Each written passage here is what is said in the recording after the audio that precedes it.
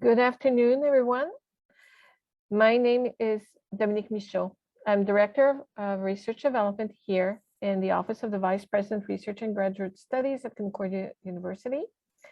And it is my pleasure to welcome you to this keynote address of the Education and Vitality Forum.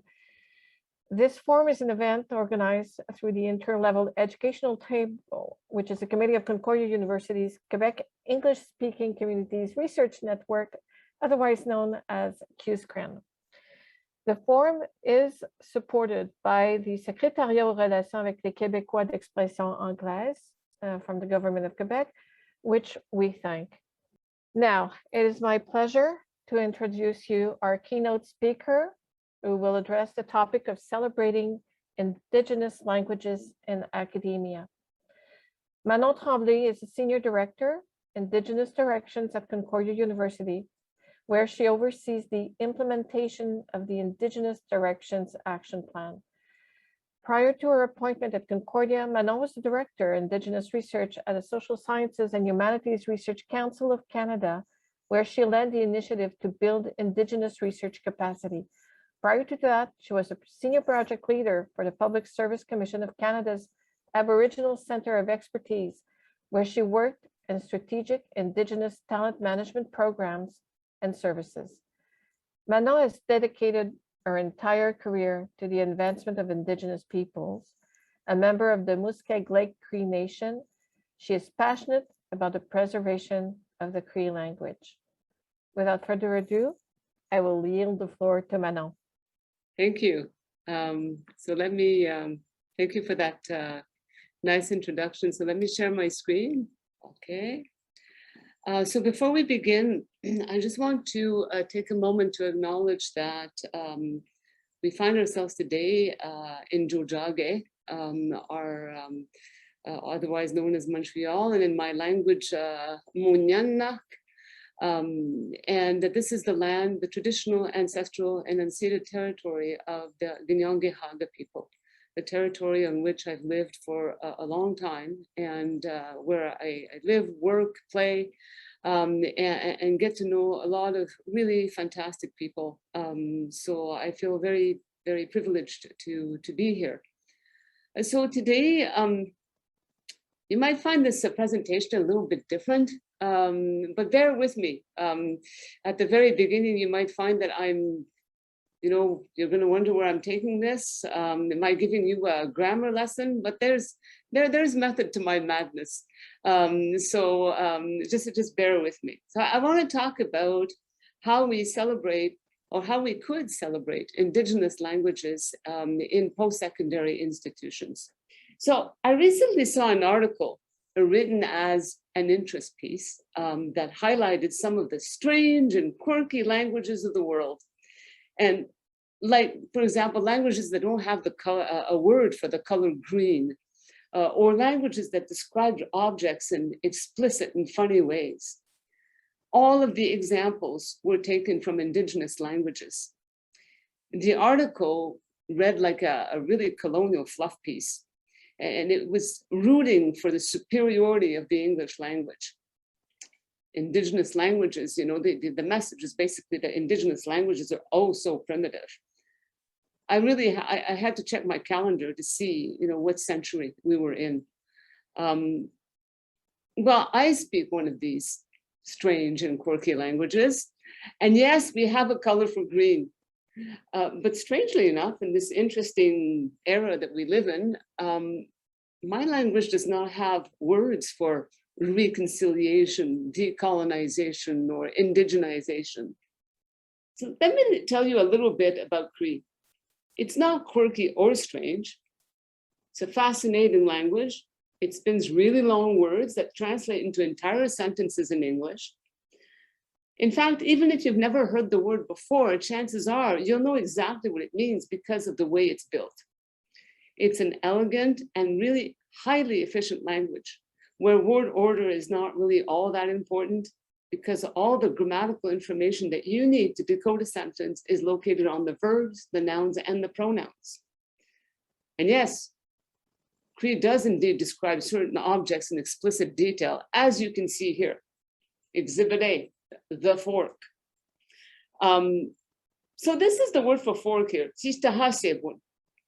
5 syllables, where English has 1 and French has 2.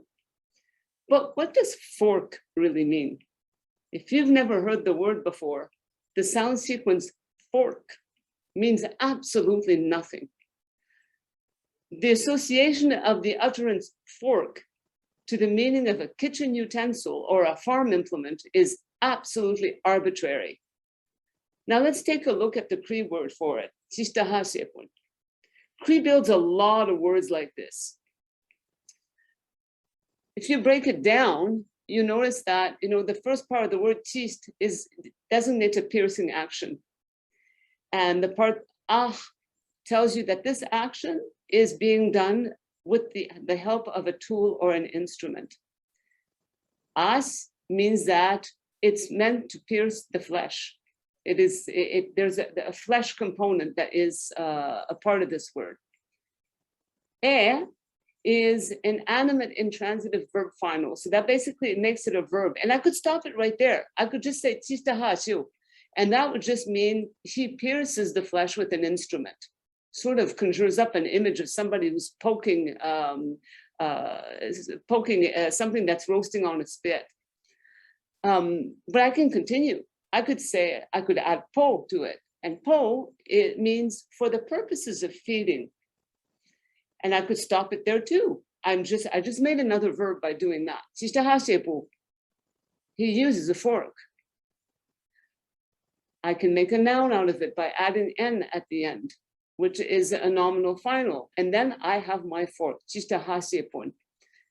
Now believe, and this would basically altogether mean instrument that I use to pierce the flesh for the purposes of eating. That is a fork in Cree. Now, if you have never heard this word before, you will still have a really good idea that that's what it means, because of all of these components inside of the word. And because languages like this, which we call polysynthetic languages, construct words like this, I could have continued. I could have kept adding more material to this word to make things like he makes forks, the art of making forks. So we could have gone very far with this. Here's another example. If I wanted to say, I'm building you a sheep barn, I would say, long word again. The ki is a second person pronoun. Mai means ugly. Atik is the word for caribou. So yes, if I just took that, that means, it means sheep. And you've probably deducted that the word for sheep, actually translates literally as ugly caribou in our language.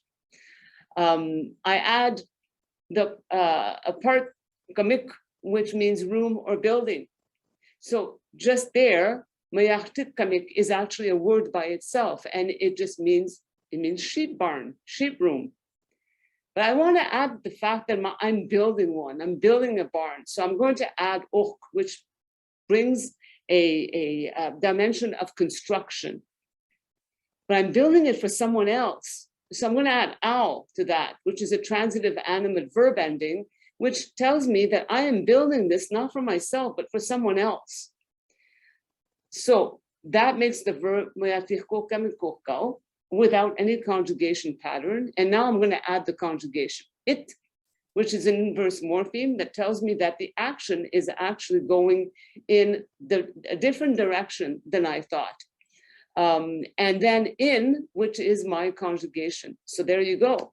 This is how we build our words in Cree, as opposed to an entire sentence in English.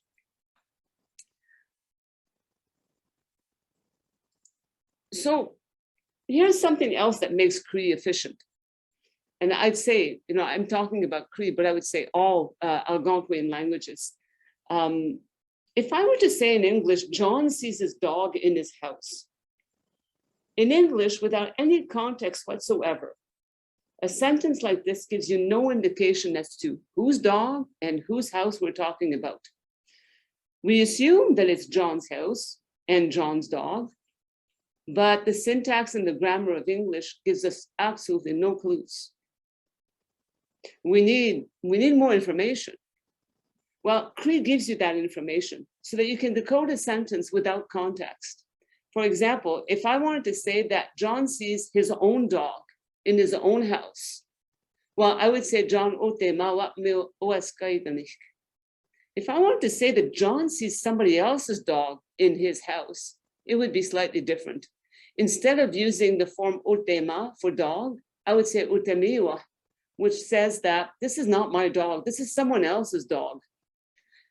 If I wanted to say that he sees his own dog, but in somebody else's house, again, the form would be a little bit different for house. It wouldn't be uwaskaigani, it would be uwaskaigani.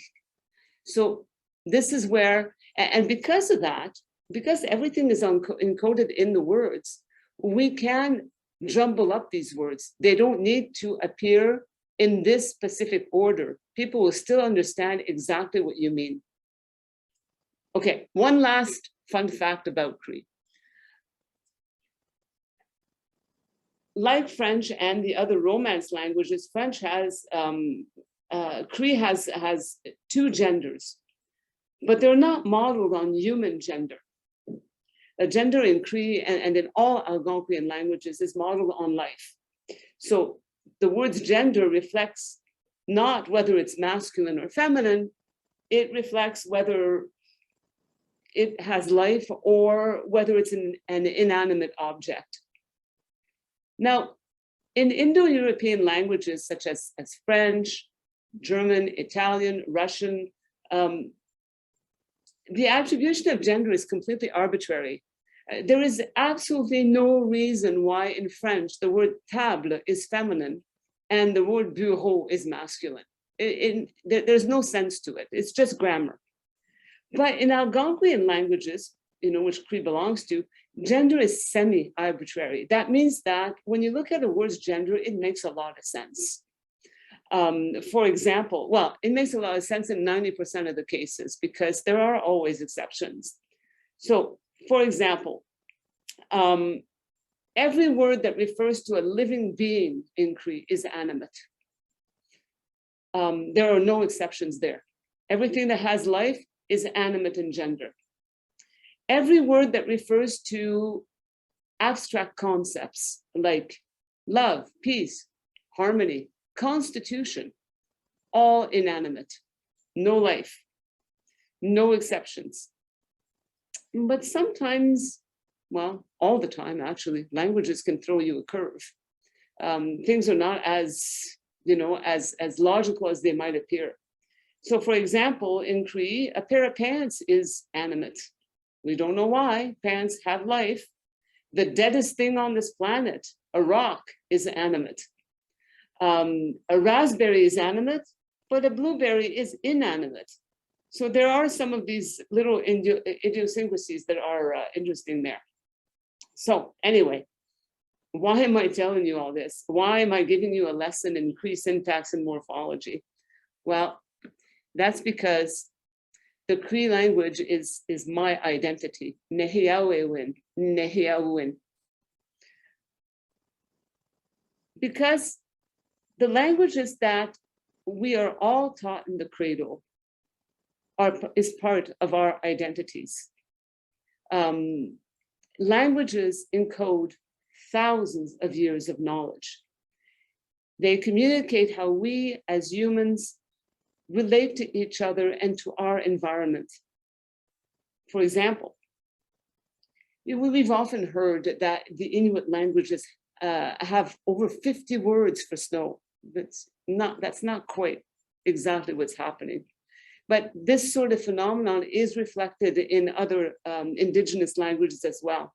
In Cree, we have over 1,000 words that describe water, snow, and ice conditions. Why?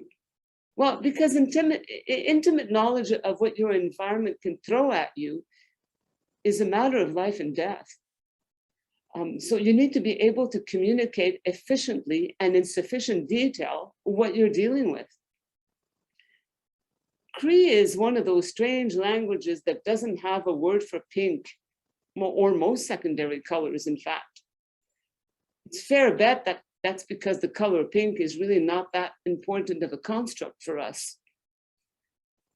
Snow, ice, water, and there are numerous variations in texture, temperature, consistency, depth, and movement. That is extremely important. Languages are also a testament to an incredible human diversity, and they provide a fascinating glimpse into how human brains work. A brain that speaks English is slightly different than a brain that speaks Cree. And if you happen to speak both, your brain will be different there too. So languages do offer that, that a little bit of a window into that. But unfortunately, who I am and what makes me tick as a Cree woman, how I perceive the world around me, is dying. The majority of the world's languages are disappearing at a catastrophic rate. Nearly half of the world's 6,000 or so languages are spoken by fewer than 2,000 people. Experts estimate that by the end of this century, over 80% of the world's languages could go extinct. On average, that works out to about one language disappearing about every 7 or 10 days. So if we were losing fauna and flora at this rate, you can imagine that we would have a worldwide outcry. But the death of languages largely goes unnoticed. People simply don't care, because linguistic diversity is seen as a threat to global expansion, religious conversion, education, and political stability. So while we gather to speak about the interests of English minority speakers, I do ask you to consider this. Humans are becoming increasingly homogenized, with just a small handful of languages taking the lead. The top 10 languages of the world are spoken by half the world's population, and the top 100 languages are spoken by 90% of the world's population. And English leads the charge. It's spoken by over 2 billion people and can be heard in virtually every country on this planet. 1 human in every 4 speaks English, and English continues to gain ground every single day. It's no surprise that these top languages are also the languages of conquering nations who have invaded and colonized the other lands. English, French, Mandarin, Spanish, Portuguese, Russian, Arabic. These were all spread and imposed during the expansion of empires. In Canada, attempts at assimilating Indigenous people into Canadian society contributed to the devastating language loss we're experiencing today. Oppression is a powerful tool to eradicate languages. In our case, it started with Indian residential schools, where children were forbidden to speak their ancestral languages and were taught in English and in French. Oppressive measures usually include a relentless campaign that promotes the superiority of the dominant language and the primitive savagehood of minority languages. Children were taught that their languages were instruments of the devil and the products of inferior minds. Now, the real success in eradicating a language is when the oppression is such that it has led to a break in transmission in the home. The dominant language is now the main language spoken in the home. Children can still pick it up by listening to their parents, listening to their grandparents, but it tends to become a watered down version with every successive generation. This failure to acquire fluency leads to internal erosion. Now imagine a dying tree. Is it dying because of the external environmental pressures? Or is there something that's eating it up inside? Very likely it's both. A weak, stressed out tree is less equipped to deal with external damage. And that's exactly what's happening to our languages as well. Languages are the same. While the assimilation policies work at getting people to stop speaking their languages, a generation of semi-speakers emerges. Speakers who partially understand and can express themselves in simple fashion, but don't have a whole lot of vocabulary to work with. The speakers that start code switching extensively and borrowing from the dominant language, and who formulate sentences that are influenced by the dominant language syntax. People who know the word for tree, but they couldn't tell you what the word is for oak, beech, or maple. That's the internal erosion that I'm talking about. Meanwhile, the real speakers are aging and dying, leaving the younger generations with precious few resources to revive their language. Now, prior to the arrival of the first European settlers, there were an estimated 75 to 80 Indigenous languages spoken here on the landmass that we now call Canada. There are only about 50 or so left. And half of these have passed the point of no return. Half of these will die within the next generation or two. The other half are endangered, but could be saved with a strong language revival strategy. Bleak, isn't it? But I'm not here to be a killjoy. I simply want to put things in context. There is plenty that universities can do to help Indigenous communities revitalize, maintain, and even develop their languages. We can offer courses, even entire programs in Indigenous languages. Wouldn't it be fantastic to have a bachelor's degree in the Ganyanggeha language? But we have to go beyond the beginner's course that leads absolutely nowhere.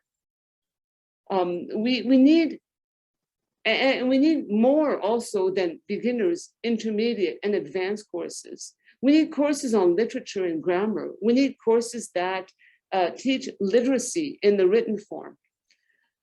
We can hold summer institutes that can bring communities together and train people to use exciting tools that help efforts at revitalization. We can lend our expertise to create grammars, dictionaries, school curriculum. We can help preserve precious language archives.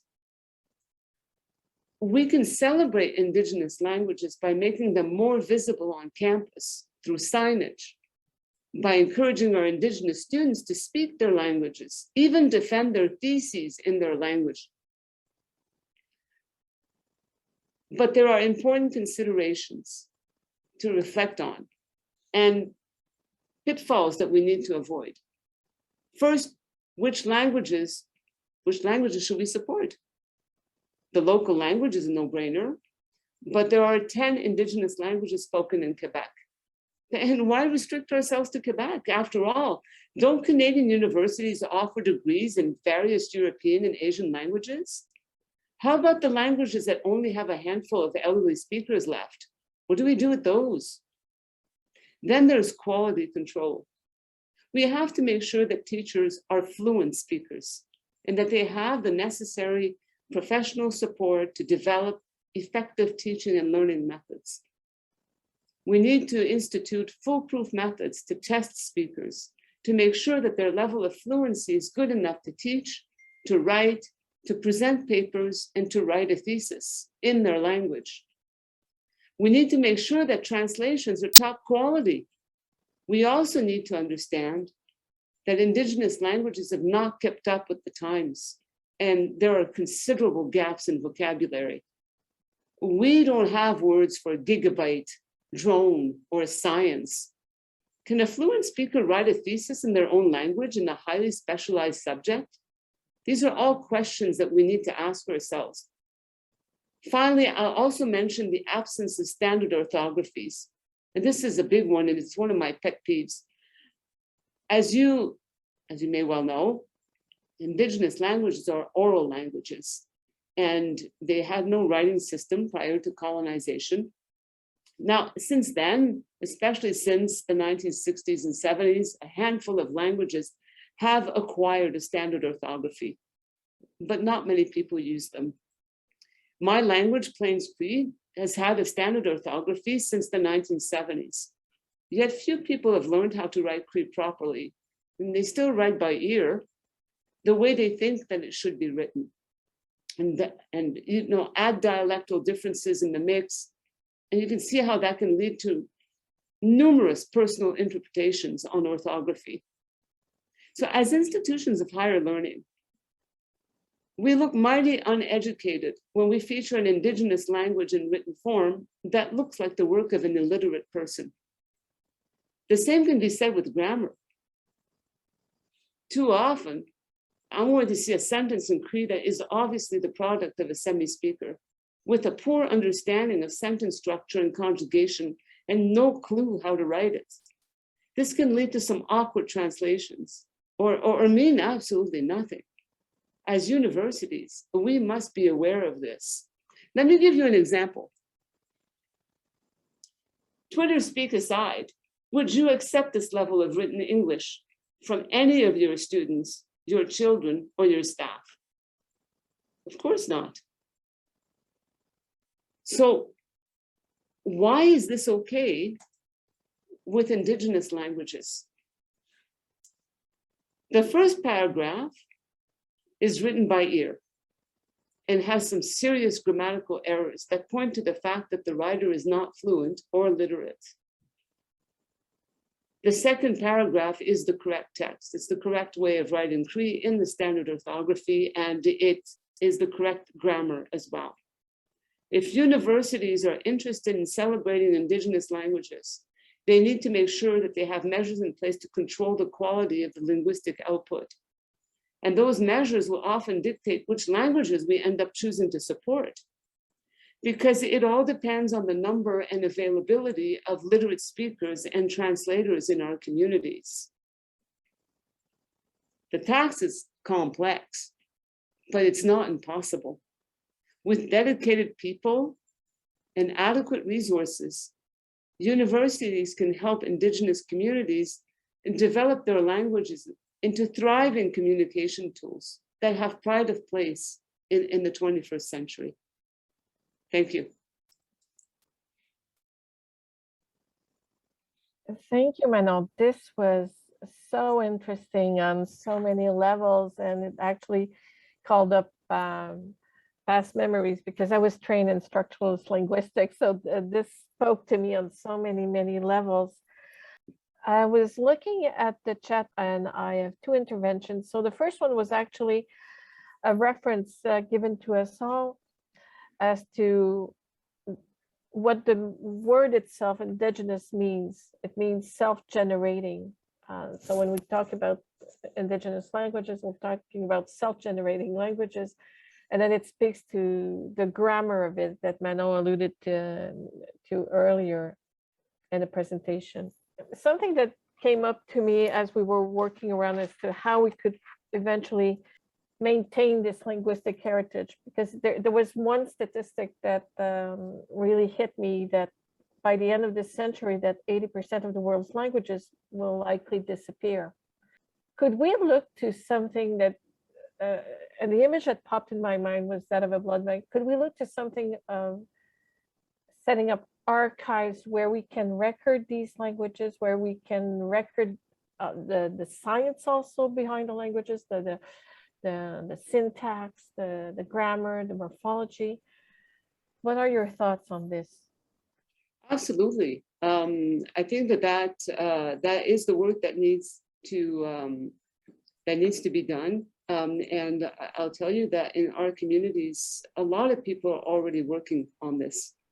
I myself personally have had a database of the Cree language for the past 20 years that I still work on every single day. And believe it or not, every time I open it up, I still manage to find new words that I had never seen before. And I'm working with elders in my own community to help me with the words that I find suspect or that I have never seen before, that seem to have a weird construction, and they guide me in that process, you know. So right now, my database personally is bigger than any dictionary in existence. Most of the dictionaries of the Cree language that are published only have 13 to 15,000 words. My database has 30,000 words. And as I said, I keep finding new ones. So there's a lot of work that is being done. We have some communities where the elders are putting their heads together to create new vocabulary.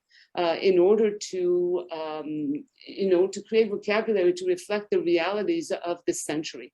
All the technology, all the new vehicles, all the new products that are on the market, to be able to talk about that.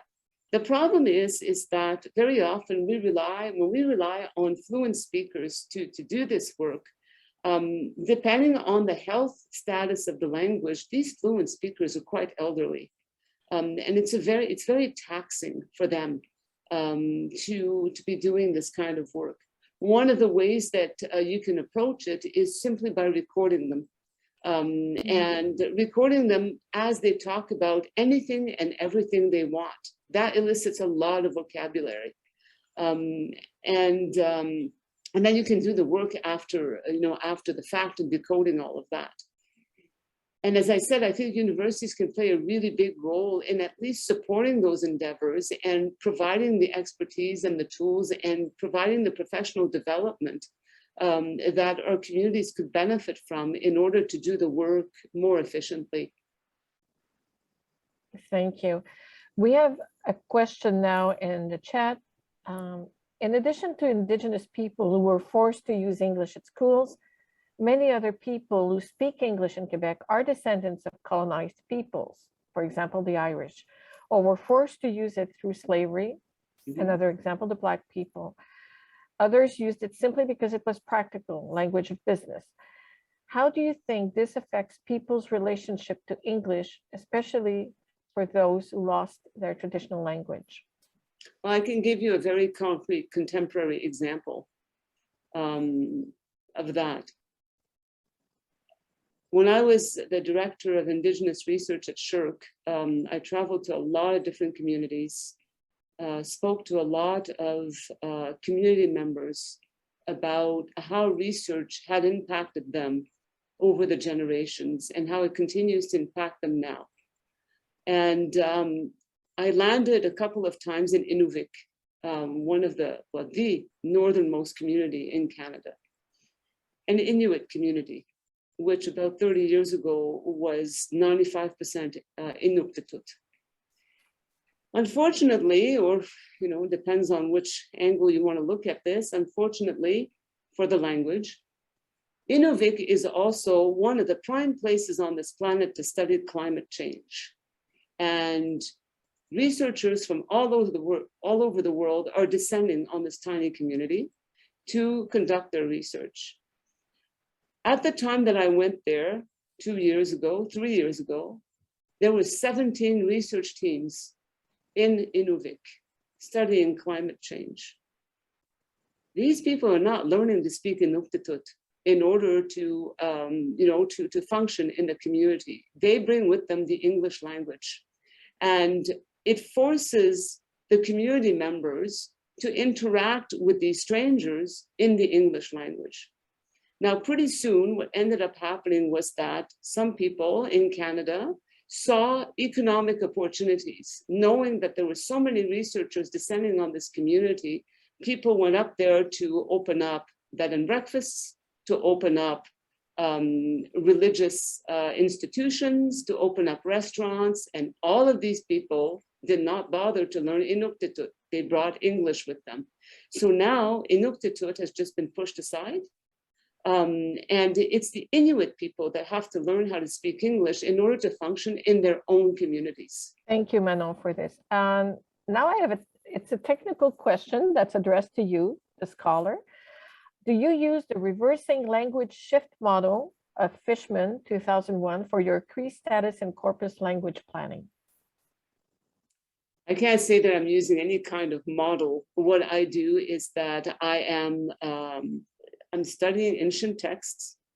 I've already done most of the contemporary texts of Cree, and now I'm in the 18th and 19th century writings of missionaries and fur traders.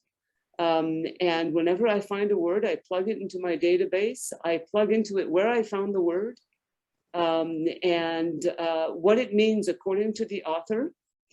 And I will plug the sources for the same word over and over again as often as I find it. So some of these fiches are quite large.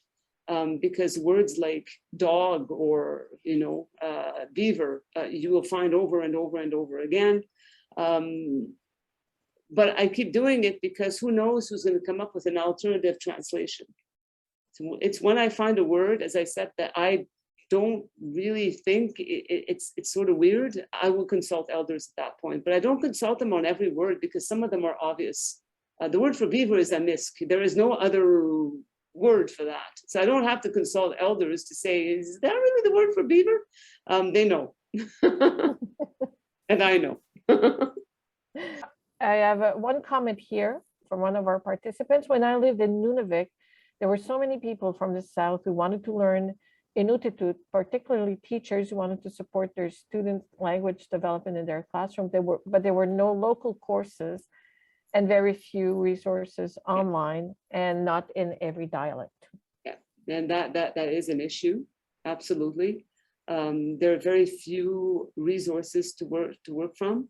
The larger languages like Cree and Anishinaabe and Mi'kmaq, have more resources, and part of the reason is because of the number of speakers, but also because there are some languages that for some reason during the colonization process that attracted more attention earlier from missionaries and fur traders. So they left an extensive record trail of these languages, whereas others were not discovered or until much later, or for some reason, settlers were not interested in documenting those languages specifically.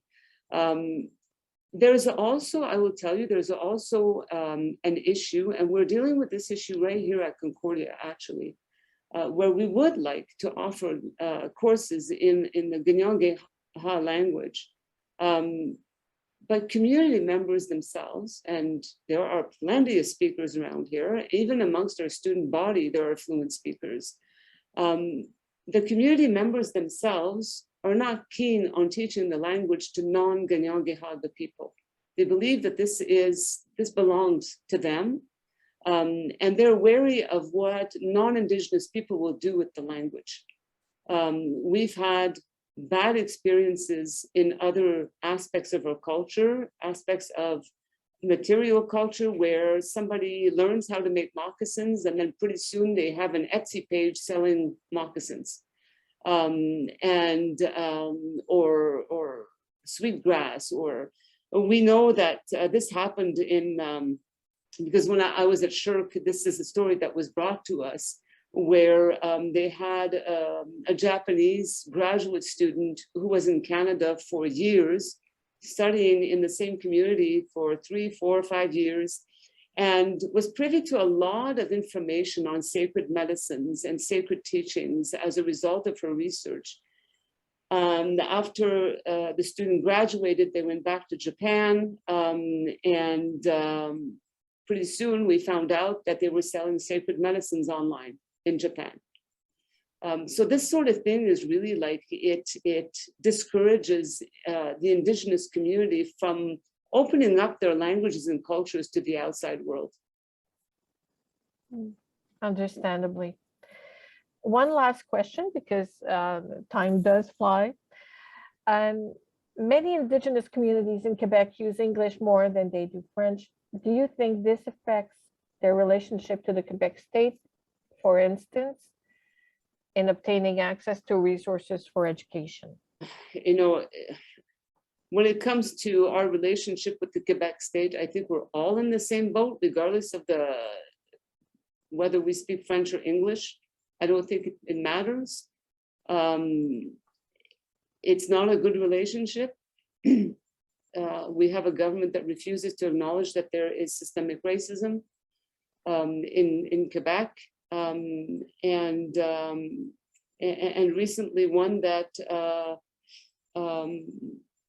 said that the territorial acknowledgement that the Canadians have decided to adopt, which by the way is adapted from Concordia's own territorial acknowledgement, was erroneous, because we don't really know whether the Ganyange-Ha people have been here forever.